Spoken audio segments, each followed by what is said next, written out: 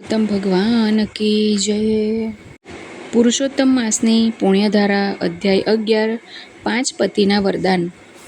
સૂત પુરાણી કહે, હે મુનિ શ્રેષ્ઠો, ઋષિકન્યા મેઘાવતી પોતે અબળા હોવા છતાંય દ્રઢ અંતઃકરણથી નિડરપણે પોતાના આશ્રમમાં એકલી જ રહી પોતાના દુઃખોના નિવારણાર્થે પુરુષની એ હિંમત નહીં ચાલે એવા પંચમુખી મહાદેવ ભગવાન શંકરને પ્રસન્ન કરવાની ઉગ્ર તપશ્ચર્યા શરૂ કરી. જે શંકર ભગવાનના આભૂષણો સર્પ છે, નદી તથા ભંગી જેની સ્તુતિ કરે છે, નંદી અષ્ટમહાસિદ્ધિઓ, પુરુષ અને પ્રકૃતિ જેના સ્તુતિગાન ગાય છે, જેના કપાળ પર ચંદ્રમા ધારણ થાય છે, જેના શરીરની જટામાંથી પવિત્ર ગંગા મૈયા વહી છે, એવા દેવાધિદેવ મહાદેવનું કઠણ તપ કરતી ઋષિકન્યા મેઘાવતી ગ્રીષ્મ ઋતુના ધીખતા સૂર્યનારાયણની સન્મુખ પંચાગ્નિથી ધૂણી ધખાવી તેની વચ્ચે બેસતી, હેમંત ઋતુમાં શીતળ જળમાં બેસતી અને ફક્ત પાણીની બહાર મુખ રાખતી, તો વળી ચોમાસામાં જમીન પર દર્ભાસન પાથરી માત્ર ધુમાડો જ લેતી. આમ મેઘાવતીએ 9,000 વર્ષ પર્યંત અત્યંત કઠિન તપશ્ચર્યા આદરી. એ જાણીને તપસ્વી મુનિઓ આશ્ચર્ય પામ્યા. તો વળી તેના ઉગ્ર તપની વાત સાંભળીને લોકપાલ ઇન્દ્ર ચિંતાગ્રસ્ત થયા. મેઘાવતીના અગાધ તપથી શંકર ભગવાન મેઘાવતી પર પ્રસન્ન થયા. તેમણે પોતાનું અસલ સ્વરૂપ પ્રગટ કરીને મેઘાવતીને દર્શન આપ્યા. 9,000 વર્ષના ઉગ્ર તપથી દુર્બળ થયેલી એ ઋષિકન્યાના દેહમાં નવચેતન આવ્યું. તેણે નેત્રો ખોલ્યા અને ઊભા થઈને ગિરિજાપતિને સાષ્ટાંગ દંડવત કર્યા અને પ્રાર્થના સ્તુતિ કરી. તે સ્તુતિ કરતા કહેવા લાગી, હે પાર્વતીપતિ, હે ભોળાનાથ, હે દીનાનાથ, હે શંકર શંભુ, હે મહાદેવજી, આપને નમસ્કાર હો. સૂર્ય ચંદ્ર અગ્નિરૂપે ત્રિનેત્રધારી હે ભગવાન, આપને મારા નમસ્કાર. જેમ સંસાર સાગરમાં ડૂબેલા માનવીઓ આપને શરણે આવે છે, તેમ જ હું પણ આપને શરણે આવી છું. હે બાણાસુર સર્જક અને અલર્ક રાજાની મૃત પત્નીને નવજીવન આપનાર નાથ, આપના ગુણ ગાવાને હું સમર્થ નથી. ભક્તોના શત્રુઓનો સંહાર કરનાર, સંસારમાં આવાગમનનો નાશ કરનાર, જન્મ મૃત્યુ હરતા, હે મહાકાળને જીતનારા, દક્ષ પ્રજાપતિનો નાશ કરનારા તથા દુઃખીના દુઃખોનો નાશ કરનારા, આપ મારા દુઃખોને પણ દૂર કરો.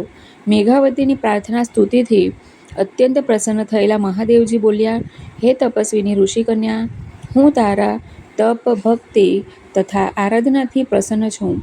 માટે તું ઈચ્છિત વરદાન માંગ. તું જે માંગે તે તને હું આપું. ઋષિકન્યા બોલી, હે દીનદયાળુ દયાસાગર, આપ જો મારા પર પ્રસન્ન થયા હો તો મને પતિ આપો. હું યોગ્ય પતિ ઈચ્છું છું. મારી પતિ જ મારું સર્વસ્વ છે. મારી બીજી કોઈ જ ઈચ્છા નથી. મેઘાવતીની આ માંગણી સાંભળીને શંકર ભગવાન બોલ્યા, હે મુનિકન્યા, હમણાં તે 5 વખત તારા મુખેથી પતિ શબ્દ ઉચ્ચાર્યો છે, તેથી 5 પતિ થશે. એ 5 પતિ શૂરવીર, દાનવીર, યજ્ઞ કરનારા, ધર્મિષ્ઠ, જીતેન્દ્રિય, સદ્ગુણી, કીર્તિ વધારનારા થશે. શંકર ભગવાનનું આ વિચિત્ર વરદાન સાંભળીને ઋષિકન્યા મેઘાવતી સ્તબ્ધ અને આવચક થઈ ગઈ. તેને અત્યંત દુઃખ થયું. તે બોલી, હે કૈલાસપતિ, મેં માંગ્યું શું અને આપે આપ્યું શું? એક પુરુષને 5 પત્નીઓ સાંભળી છે, પણ એક સ્ત્રીને 5 પતિ થયાનું કદી સાંભળ્યું નથી. એના કરતાં તો હું આપને વરદાન નહીં આપવા વિનંતી કરું છું. માટે આવો અજુગતો અન્યાય દૂર કરો પ્રભુ. ત્યારે સદાશિવ શંકર ભગવાને કહ્યું, હે મુનિકન્યા, મારા વરદાનમાં હવે ફેરફાર નહીં થાય. છતાં તું ડરીશ નહીં. આ જન્મમાં તને 5 પતિ નહીં થશે, પણ આવતે જન્મે થશે. તે મહામુનિવર દુર્વાસાના આદેશની અવગણના કરી છે. જેને શ્રી કૃષ્ણએ સઘળું ઐશ્વર્ય અર્પણ કર્યું છે, તેના ફળ સ્વરૂપે આ બધું બન્યું છે. હવે પછી કોઈ કાળે પણ તું અધિક પુરુષોત્તમ માસનું અપમાન હાંસી કરીશ નહીં. અમે દેવલોકો પણ એ માસનું શ્રદ્ધાપૂર્વક વ્રત પૂજન કરીએ છીએ. તે અપમાન કર્યું તેની શિક્ષા રૂપે તારે 5 પતિની પત્ની થવું પડશે. હવે ફરીથી નિંદા નહીં કરીશ. આટલું કહીને શંકર ભગવાન અંતર્ધ્યાન થયા. શ્રી બૃહનારદીય પુરાણના પુરુષોત્તમ મહાત્મ્યનો શિવજીને વરદાન નામનો અધ્યાય 11મો સમાપ્ત. બોલો શ્રી પુરુષોત્તમ ભગવાન કી જય. ઓમ નમઃ શિવાય. હવે આપણે વાર્તા સાંભળીશું. પદ્મિની એકાદશીની વાર્તા. ધર્મરાજ યુધિષ્ઠિર શ્રી કૃષ્ણ ભગવાનને પૂછે છે, હે જનાર્દન, આપે મને આખા વર્ષની 24 એકાદશીની વ્રત કથાઓ કહી. હવે દર 3.5 વર્ષે વધારાના આવતા આ પરમ પવિત્ર ગણાતા અધિક માસની સુદ એકાદશીની કથા કહો. એ માસમાં કોઈ ઉપવાસ કરે છે તો કોઈ એકવાર જમે છે. એવા પવિત્ર અધિક માસની સુદ પદ્મિની એકાદશીના વ્રત વિશે આપ મને કહો. શ્રી કૃષ્ણ ભગવાન બોલ્યા, હે ધર્મરાજ યુધિષ્ઠિર, અધિક માસની સુદ એકાદશીનું નામ પદ્મિની એકાદશી છે. એ દિવસે ઉપવાસ કરનારને વૈકુંઠ ધામમાં સ્થાન મળે છે. આ એકાદશીનું ફળ કહેવાને ખુદ બ્રહ્માજી પણ સમર્થ નથી. આ વ્રત બ્રહ્માજીએ નારદ મુનિવર્યને કહ્યું હતું. એ વ્રત પાપોનો નાશ કરનાર અને ભક્તિ મુક્તિ આપનાર છે. હવે વ્રત વિશે કહીશ. આ વ્રતનો પ્રારંભ સુદ દસમના દિવસથી કરવો. વ્રત કરનારે માંસ, મદિરા, શાક, ચણા, મસૂર, કોદરી, પરાયું અન્ન, મધ, કાંસાનું પાત્ર એ સર્વનો ત્યાગ કરવો. મીઠા સિવાય અન્ય કોઈ ક્ષાર વ્રતીએ ખોરાકમાં લેવો નહીં. રાત્રે ભૂમિ પર ભૂમિશયન કરવું. બ્રહ્મચર્ય પાળવું. વ્રત કરનારે સુદ એકાદશીએ પ્રાતઃકાળે વહેલા ઉઠીને સ્નાન સંધ્યાથી પરવારીને સ્વચ્છ વસ્ત્રો પહેરીને માટી તથા આમળા વગેરેથી ભગવાન શ્રી વિષ્ણુની પૂજા કરવી.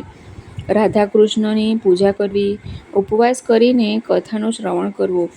ભગવાનને માટી એટલા માટે ચડાવી કે ભગવાનને વરાહ અવતારમાં માટી ધારણ કરી છે. ગાયનું છાણ મૂત્ર પવિત્ર છે એટલા માટે સ્નાન કરતી વેળા વ્રતધારીએ લેવું. આમળા એટલા માટે શરીરે ચોળવા કારણ કે બ્રહ્મદેવના થૂકમાંથી ઉત્પન્ન થઈને ત્રિલોકને પવિત્ર કરનાર છે. સ્નાન કરતી વેળાએ ગંગા મૈયાનું ધ્યાન ધરવું. પછી ભગવાનની પૂજા કરવી. તાંબાના યા માટીના ઘડાને વસ્ત્ર આભૂષણોથી શણગારીને એમાં સુવાસિત પદાર્થો નાખીને તેના પર સોના ચાંદી કે તાંબાનું વાસણ લોટો મૂકીને તેમાં દેવની મૂર્તિનું સ્થાપન કરવું. પછી ધૂપ, દીપ, ફૂલ વગેરેથી એમનું પૂજન કરવું. એ દિવસે પાપી માણસો સાથે બોલવું નહીં. સત્ય જ બોલવું. સદાચાર પાળવો. ગુરુ યા બ્રાહ્મણને આચાર્યની નિંદા નહીં કરવી. શક્ય હોય તો નિર્જળા એકાદશી કરવી. ન જ બને તો ગાયનું દૂધ પીને કરવી. રાત્રે દેવ મંદિરમાં જાગરણ કરવું. ચારે પ્રહારે નાળિયેર, લીલા બીજોરા, સોપારી, ફળનો અર્ધ્ય આપવો. પછી સૂર્યોદય થતાં ઘરે આવીને સ્નાન કરવું. પછી ફરીથી શંકર ભગવાન અને રાધા કૃષ્ણનું પૂજન કરવું. બ્રહ્મભોજન કરાવવું. દક્ષિણા આપવી. પછી તેમણે એકાદશીની કથા કહેવી. બારસના દિવસે ભગવાનની મૂર્તિ સહિત 12ને દિવસે બ્રાહ્મણને કુંભ સમર્પણ કરવા. આ રીતે જે પદ્મિની એકાદશીનું વ્રત કરે છે તેની મુક્તિ થાય છે. લંકાના રાજા રાવણને કૃતવીર્ય રાજાએ પોતાના કારાગૃહમાં પૂર્યો હતો. પુલસ્ત્ય ઋષિએ તેને ત્યાંથી છોડાવ્યો હતો. ઇન્દ્રલોકને જીતનારા આવો મહાબળવાન રાજા કૃતવીર્યને હાથે કેમ પરાજય પામ્યો તે માટેની કથા આ પ્રમાણે છે. ત્રેતાયુગમાં મહિષ્મતી નગરીમાં પરાક્રમી વીર કૃતવીર્યનો જન્મ થયો હતો. એને 1000 રાણી હતી. છતાં કમનસીબે તેની એક પણ રાણીને પુત્ર જન્મ્યો ન હતો. રાજાએ પુત્ર પ્રાપ્તિને માટે અનેક વ્રતો નિયમો કર્યા. રાણીઓને પણ કરાવ્યા, છતાં કંઈ જ પરિણામ આવ્યું નહીં. નિસંતાન રાજાને આથી વૈરાગ્ય આવ્યો. આથી તેમણે રાજપાટ છોડી પત્ની પદ્મિની સાથે વતનમાં જઈને ઘોર તપ કરવા માંડ્યો. પોતાના મનોવાંછના પૂર્ણ કરવાને માટે તેણે રાજપાટ પોતાના મંત્રીઓને સોંપી દીધા. પતિવ્રતા પદ્મિની રાજાને ઘણી માનીતી હતી. પતિવ્રતા એવી હરિશ્ચંદ્રની પુત્રી પદ્મિનીએ સીતાજી જેમ રામચંદ્ર સાથે વતનમાં ગયા હતા તેમ રાજપાટ ત્યજીને વસ્ત્રાલંકાર છોડીને પતિ સાથે ગંધમાદન પર્વત પર રાજા રાણીએ 10,000 વર્ષ પર્યંત કઠિન તપ આદર્યું, છતાં તેમને પુત્રેશા ફળી નહીં. અનેક વર્ષોના તાડ તાપ અને વરસાદથી રાજાનું શરીર તદ્દન હાડપિંજર જેવું થઈ ગયું. એટલામાં દેવયોગે મહાસતી માતા અનસૂયાનું રાણી પદ્મિની સાથે આશ્રમમાં મેળાપ થયો. સતી પદ્મિનીએ અનસૂયાને પ્રશ્ન પૂછ્યો, હે સતી શિરોમણી, મારા પતિદેવ આજે 10,000 વર્ષોથી કઠિન તપશ્ચર્યા કરી રહ્યા છે, છતાંય ભગવાન તેમને મનોવાંછિત ફળ શા માટે આપતા નથી? પદ્મિનીનો આવો પ્રશ્ન સાંભળીને મહાસતી અનસૂયાએ કહ્યું, હે સતી સાધ્વી, ભગવાનને ભક્તિ થકી પ્રસન્ન કરીને પુત્રનું વરદાન મેળવવા માટે તપ કરવાની જરૂર નથી. આ સર્વ મહિનાઓમાં શ્રેષ્ઠ ગણાતા એવા અધિક માસમાં આવતી સુદ એકાદશીનું વ્રત કર. એ વ્રત વિધિપૂર્વક કરજે. પુરુષોત્તમ માસ આવ્યો. અધિક માસની શુક્લ પક્ષની એકાદશીને દિવસે રાણીએ વ્રત લીધું. નિરાહાર અને નિર્જળા ઉપવાસ કરીને રાત્રે જાગરણ કર્યું. ભગવાન પુરુષોત્તમનું પૂજન કર્યું. વ્રત પૂરું થતાં ભક્તાધીન ભગવાન પોતે વાહન ગરુડ પર બિરાજીને પતિ પત્નીની પાસે આવ્યા. ભગવાને સંતુષ્ટ થઈને વરદાન માંગવા કહ્યું. ભગવાન બોલ્યા, હે રાજા, તારી રાણીએ મને એકાદશીનું વ્રત કરીને પ્રસન્ન કર્યા છે. હે રાણી, તારે જે માંગવું હોય તે માંગ. માં તારા અંતરની જે ઈચ્છા હોય તે વર માંગી લે. તારા મનના સર્વ મનોરથો હું પૂર્ણ કરીશ. ત્યારે રાજા રાણીએ 2 હાથ જોડીને કહ્યું, હે ભગવાન, ત્રિલોકને જીતીને અમારી કીર્તિ દશે દિશાઓમાં ઝળહળે એવો સદગુણી સુપુત્ર અમને આપો. પ્રભુ, વળી પ્રભુ, એ તો એવો હોવો જોઈએ કે તમારા વિના દેવતા, દૈત્ય, દાનવ યા માનવ કોઈથી જીતી શકાય નહીં. શ્રી કૃષ્ણ ભગવાનને રાજા રાણીને તથાસ્તુ કહીને તેમણે માંગેલું વરદાન આપ્યું. પછી ભગવાન અંતર્ધ્યાન થઈ ગયા. પછી રાજાનું તપથી હાડપિંજર જેવું થયેલું શરીર પુનઃ પૂર્વવત બલિષ્ઠ અને તેજસ્વી થઈ ગયું. હવે રાજા રાણી વનમાંથી પોતાની નગરીમાં મહેલમાં પાછા આવ્યા. તે પછી એકાદશીના વ્રતના પુણ્ય પ્રતાપે પદ્મિનીની કુખે એક અત્યંત પ્રતાપી પુત્ર જન્મ્યો. તેનું નામ કૃતવીર્ય કાર્તવીર્ય પાડવામાં આવ્યું. તેને ત્રૈલોક્યમાં કોઈ જ જીતી શક્યું નહીં. તેણે યુદ્ધમાં રાવણને હરાવ્યો. ત્રિભુવનમાં કૃતવીર્યને જીતી શકે તેમ જ નહોતું. એના પરાક્રમથી રાવણ જેવો રાજા પણ હાર્યો અને કેદ પકડાયો.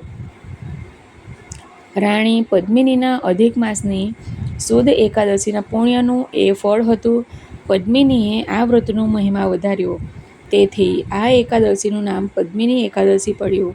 આ વ્રત કરનારને ભગવાનના દર્શન થાય છે.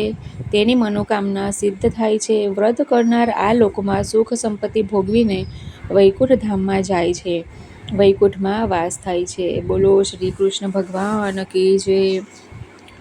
શ્રી પુરુષોત્તમ ભગવાન કી જય.